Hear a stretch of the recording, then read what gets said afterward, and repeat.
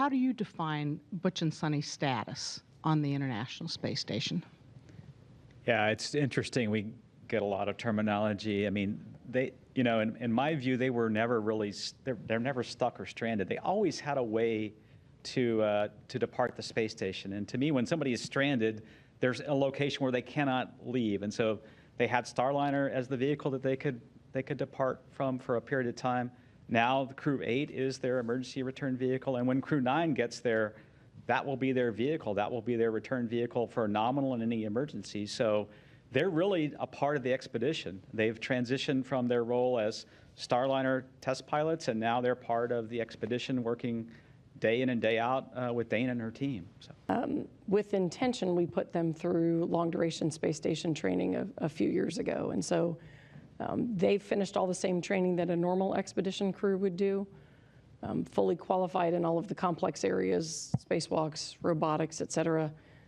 Butch and Suni have also both done expeditions on board station, so they're very familiar with what that looks like.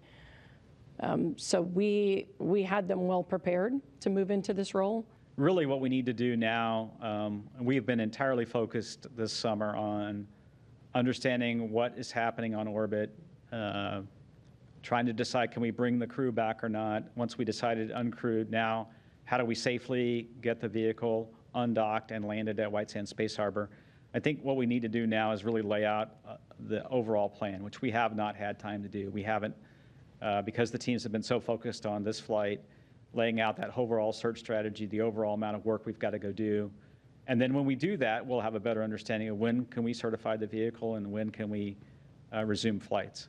Let's see, since Butch and Suni have been on board and they were extended, they already started participating and really helping us out on board station. They've done over 42 experiments, may actually be more than that by now. That was when I checked last week. They had over 100 hours between the two of them helping us on board with science and research. And so I would say that the change between their short duration mission and an expedition has been a lot more gradual than you might imagine, just because they've been chipping in and helping along the way.